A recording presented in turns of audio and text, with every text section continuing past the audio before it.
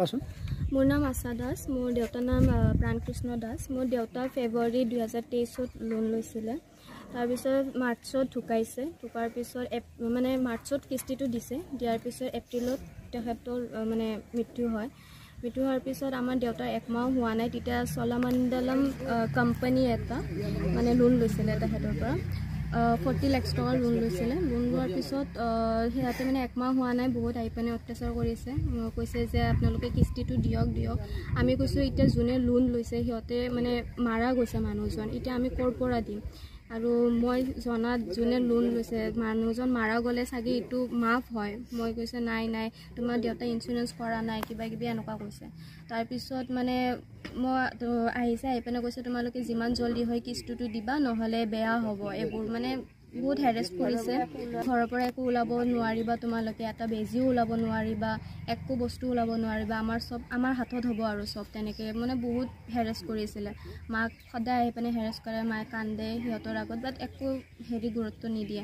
তাৰপিছত ইহঁতে আহি পিনে পষ্টাৰ লগাই থৈ যায়। আমি যেতিয়া সোধোঁ যে আপোনালোকে যে পষ্টাৰ লগাই আছে কিবা মানে পাৰ্মিশ্যন আনিছে নে ক'ৰ্ডৰ কিবা কিবি, সিহঁতে ফাৰ্ষ্ট কয় আনিছোঁ, তাৰপিছত কয় নাই তেনেকৈ নাই, এইবোৰ কয়। আৰু কিবা কিবি সিহঁতৰে কোম্পানীৰ নটিচ এখন দেখাই দিয়ে, যিটো সেইটো ক'ৰ্ডৰ নটিচ নহয়েই। তাৰপিছত সিহঁতে মানে আমাৰ দুটাক মানে অলপ মানে নাজানো সেই ভাবি পিনে আমাৰ দুজনকে মানে বহুত বেয়াকৈ কৰিছে। আহি পিনে পষ্টাৰ লগাইছে, পষ্টাৰ লগাই থৈ পিনে গুচি যায়। পিছত কয় তোমালোকৰ এসপ্তাহ টাইম আছে আৰু 2 দিন টাইম আছে আৰু 1 মাহ টাইম আছে, এনেকুৱা কৈ পিনে তোমালোকক ফোন কৰি পিনে কয় যে তোমালোকৰ ঘৰ ৰুম চোৱা, কিবা চোৱা, তুমি কোন হে, তুমি বহুত বেয়াকৈ মানে লেংগুৱেজো কয় তেনেকৈ। তাৰপিছত কোৱাৰ পিছত আমাৰ দেউতা যেতিয়া মানে ঢুকায় আৰু দেউতাৰ ডেড বডি অহা নাই, তেতিয়া মোৰ দাদাৰ ৱাইফে আহি পিনে মানে দেউতাৰ যিমান কাগজ পত্ৰ যিমান যি আছে মানে মাটিৰ হওক জেৰক্স যিমান আছে চব মানে লৈ যায়। আমি তেতিয়া মানে গম নাপাওঁ, আমি ভাবিছোঁ চাগে ভালকৈ ৰাখিব, কিবা ৰাখিব। দেউতাৰ কাগজ পত্ৰ দেউতা মানে যোৱাৰ পিছত মানে মাৰ তাতে থকাৰ অধিকাৰ আছে, সেইটো ভাবি মায়ে যেতিয়া সুধিব গ'লে কাগজ পত্ৰ, তেতিয়া মানে কাজিয়া কৰিছে, কাজিয়া কৰি পিনে মাৰপিট কৰিছে, এনেকুৱা কৰি পিনে কাজিয়া কৰি পিনে ঘৰ এৰি গুচি গৈছে, কাগজ পত্ৰ লৈ পিনে গুচি গৈছে।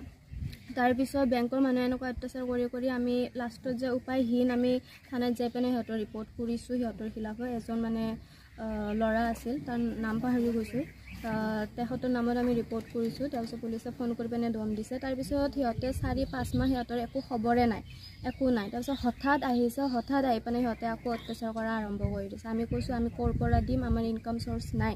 মোৰ ডাঙৰ দাদাজন অলপ এবনৰ্মেল হয়, মই পঢ়ি আছোঁ, লেবৰেটৰী টেকনিচিয়ানৰ কোৰ্চ কৰি আছোঁ, ইণ্টাৰ্ণশ্বিপ কৰি আছোঁ, আৰু মা অকলে থাকে। হৈ গ'ল বৰকা সৰিয়াবাৰীত ফাৰ্ষ্ট টাইম হৈছে আমাৰ কাৰণে, কাৰণ কেতিয়াও এনেকুৱা ঘটনা হোৱা নাছিল, আমি কেতিয়াও দেখা পোৱা নাছিলোঁ। আচৰিত কথা হৈছে। কিন্তু চলাৰ যিটো মানে যোৱাকালি যিটো মানে ঘটনা ঘটিল, চলাৰ ফাইনেন্সৰ পৰা যিটো মানে ঘৰত আহি কিনে সিহঁতক তলা মাৰিলে, সিহঁতৰ ঘৰত ওলাই দিলে, সেই বস্তুটো আমি তীব্ৰভাৱে গৰিহণা দিছোঁ। কাৰণ চলাৰ ফাইনেন্সত এজন ময়ো কাষ্টমাৰ হয়। মোৰো এটা লোন আছে, প্ৰপাৰ্টি লোন আছে চলাৰত, মোৰ নিজৰ লোন এটা আছে।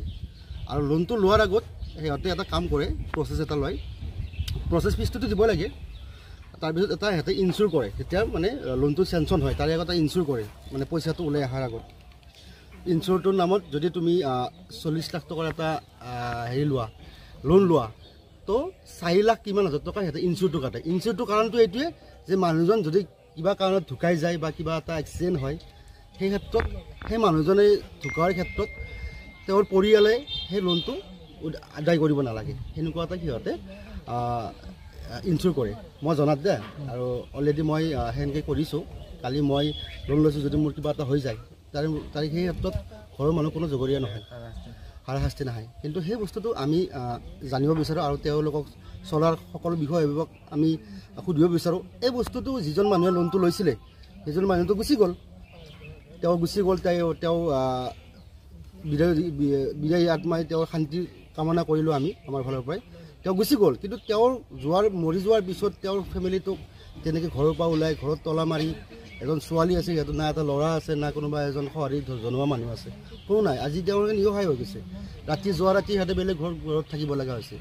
গতিকে এই বস্তুটো হ'ব নালাগে আৰু আমি যুৱ কংগ্ৰেছ হিচাপে নহয় আমি মানৱতা যিটো আমাৰ হিউমেন এজ এ হিউমেন হিচাপত আমি সদায় ৰাইজৰ লগত আছোঁ আৰু এই বস্তুটো আমি তীব্ৰভাৱে ঘূৰি দিছোঁ আৰু ইয়াৰ লোকক আমি নিয়াৰ কাৰণে যিখিনি কৰিব লাগে আমি নিশ্চয়ভাৱে কৰি যাম 40 লাখ লৈছে লোৱাৰ পিছত 2 মাহ পিছতে ঢুকাইছে ডেলিভাৰী নাম্বাৰটো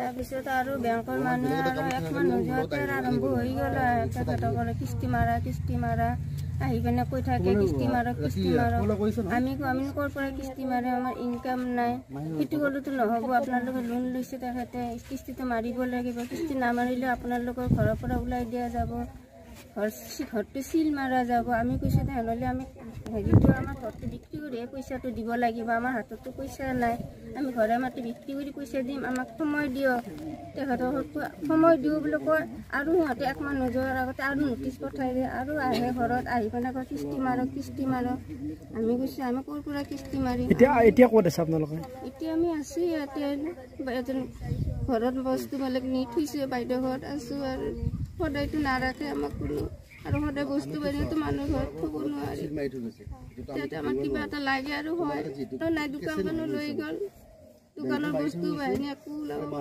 কোনে লৈ গ'ল দোকান মালিকে লৈ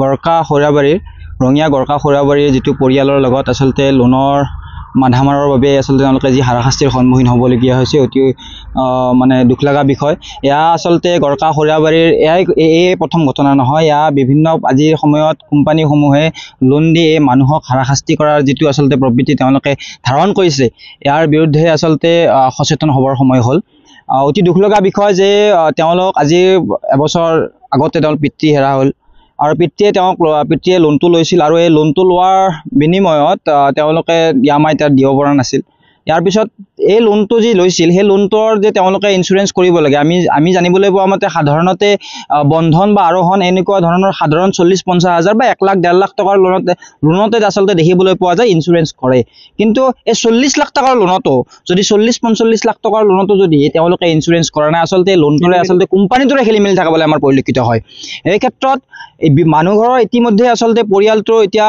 ধিহৰা হৈ পৰিছে তেওঁলোকৰ পিতৃ হেৰা হয় তেওঁলোকৰ এনে আলয় অথনি নোহোৱা হৈ পৰিছে পৰিয়ালটোক চলাই আচলতে পিতৃয়ে আছিল সেই পিতৃ নোহোৱাত তেওঁলোকে এনে আলয় অথনি নোহোৱা হৈছে তাৰ পৰা এতিয়া ভুতুৰৰ পৰা দানৱ পৰা দি কোম্পানী আচলতে তেওঁলোকক এতিয়া ঘৰৰ পৰাও তেওঁলোকক মানে কি উচ্ছেদ কৰা পৰিলক্ষিত হৈছে উলিয়াই দিয়াৰ পৰিলক্ষিত হৈছে অতি দুখ লগা বিষয় এই ক্ষেত্ৰত আমি আজি পৰিয়ালটোৰ খা খবৰ ল'বলৈ আহিছোঁ তেওঁলোকৰ আজি মনৰ কথা বুজি ল'বলৈ আহিছোঁ তেওঁলোক আচলতে আলয় অথনি নোহোৱা হৈ পৰিছে অতি দুখ লগা বিষয় ৰঙিয়া গড়কা খৈৰাবাৰী এই ক্ষেত্ৰত আমি অনুৰোধ জনাইছোঁ আমি কেৱল মাত্ৰ অনুৰোধ জনাব পাৰোঁ যে বিধায়কে এই ক্ষেত্ৰত ৰঙিয়া বিধায়কে এই ক্ষেত্ৰত যাতে গুৰুত্ব সহকাৰে লৈ বিষয়টোৰ আচলতে পৰিয়ালটোক সকাহৰ দৃষ্টিৰে চাই ন্যায় পায় আৰু আমাৰ উপায়ুক্ত এগৰাকী আছে আমাৰ কামৰূপ জিলা উপায়ুক্ত ডাঙৰীক বাইদেউ আমাৰ আচলতে ডাঙৰীয়াত এই ক্ষেত্ৰত কিছু গুৰুত্ব দি এই পৰিয়ালটোক সকাহ দিয়াৰ আচলতে যে ব্যৱস্থা কৰে